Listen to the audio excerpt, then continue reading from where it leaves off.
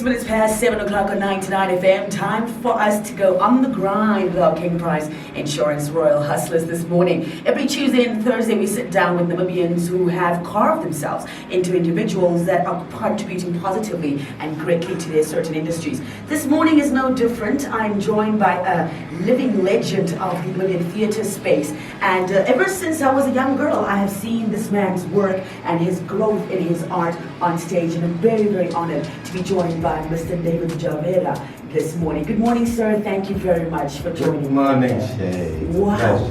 I've always wanted to do this interview. Never thought, as a little girl, that I'll be able to see the guy who played in One Fine Day thing. It was hilarious at times. All right. Yeah. My name is David Ndjavera. I hail from Omaheke. I started schooling in a place called the Pakilo for 3 and ventured later on to Windhoek. Finished my high school at Ndjavera School. That's where I met my mentor back then, Mr. Freddie Philander, in the theatre. And I started it basically just as a joke. Just as a joke? Just as a joke. In the classroom, he was looking for some extras to feature in his play. And I happened to just raise up my hand and ask him, "What about me, sir?" And he said, "Well, okay, all right, you can come." Let's give you a shot. Yes. And that is about 30-something years ago. Yes. Wow. Since then, I have ventured into the theatre. And I started working at the Ministry of Education just post-independence, and the then Director of Arts, Ms. Rita Louise Hofmeyer, spotted me at a venture where I was probably doing arts or a workshop kind of a thing, and she decided that I was in the wrong place where I was actually working back then as a paper pusher, a clerk in an office in the Ministry of Education, and she moved me to the Directorate of Arts. Yes, yes. And since then I have been in the Directorate of Arts and yes, conducting quite a lot of different works in the art fraternity, being a director, an actor and what have you.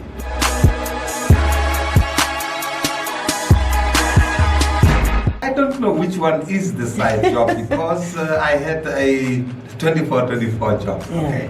I was at a 24-hour job, something like that. Yeah. Because I would be working then as a clerk at the ministry.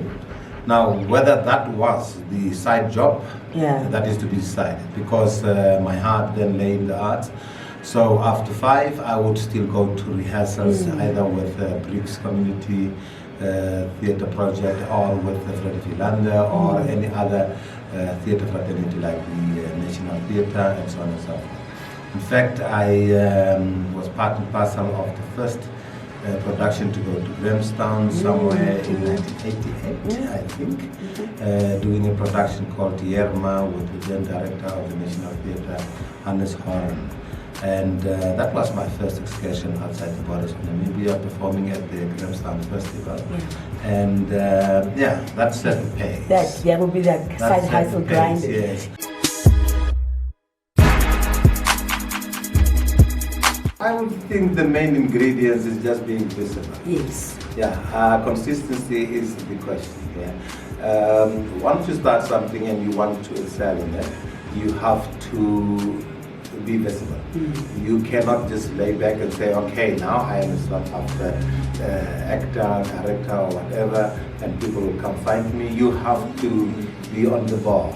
You have to be producing, acting, and be seen around. And that actually prompts whoever is sourcing for talent and so on, they would know that there is this particular person and or references. So yes, that particularly is my approach, that you have to be visible. You cannot be sitting back and waiting for something to happen one day.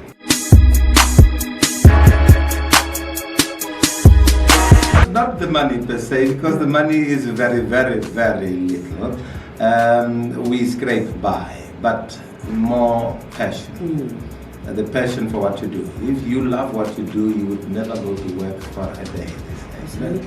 So yeah, that is my passion, and I just happen to find the other one being teaching. Yes. And lucky for me then that I am teaching what I love to do with these arts or performance arts.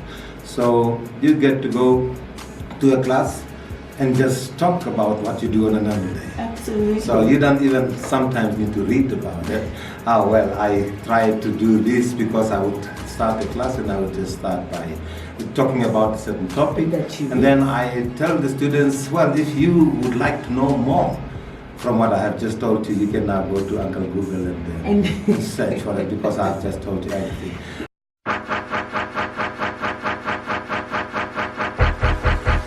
First and foremost, characterization. I think that is the departure point. Everything that we do in the performance arts has got to do with character. The character tells this story, and the story that needs to be told then will be defined by what kind of characters are you going to be dealing with here. And that is always a challenge, because characters vary from one to another. And seeing a script or getting a script in your hand, the challenge is, will I be able to bring to life this particular character? And that is what actually keeps you going as a director and or as an actor. Because you're challenging yourself, am I up to it? Am I having the ability to actually make it happen? And if so, then you venture into doing it.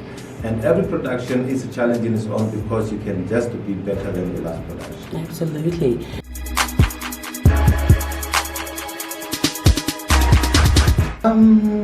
I would think audience.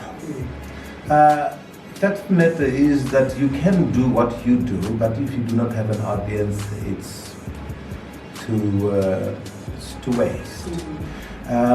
Namibia does not have the culture of having an audience attending, especially performance arts. Why?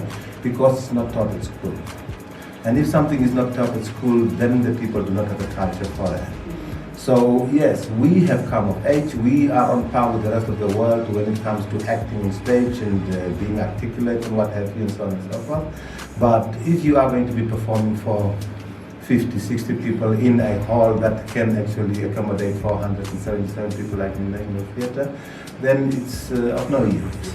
So I would think that our biggest challenge that we need to start with is actually to employ the Ministry of Education to actually introduce arts education as a promotional subject.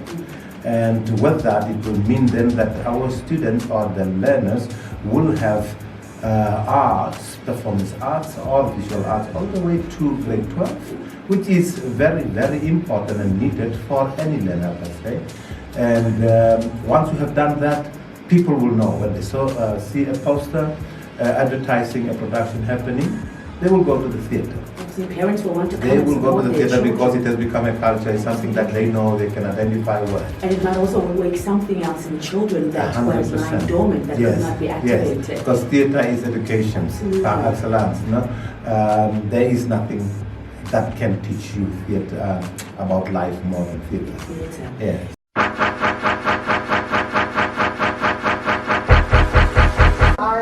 I got a very, like I said in the beginning, the characterization of a production. The character that I got this time around, again, another challenge, because here I had to play a character of a person that is almost parallel to who I am.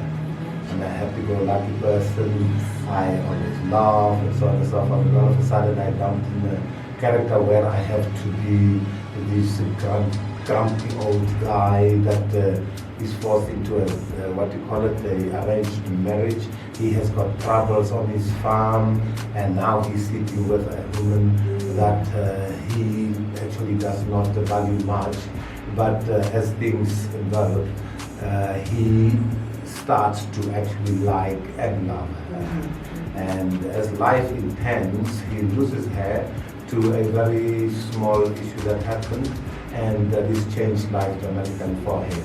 Yes. But it has got a happy ending in that he actually found love at the end of the day again, yes, or a second chance as they say, and he's actually brightened up, and the son that was born to the woman that passed and so on sprouted and became another human being that is just added to society. So it is a very beautiful, structured character, and I love doing it because, like I said, it's a challenge, and also as education to our nation, it follows a path that many fathers should actually strive or try to emulate.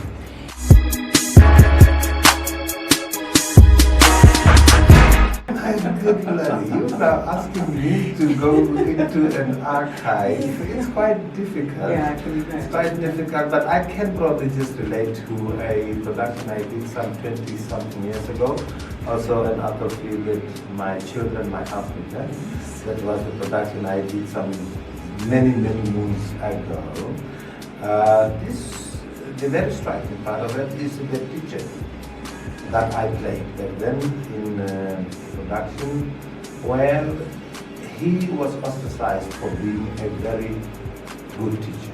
Good teacher in the sense that he believed in old school. For him, everything went about educating the mind.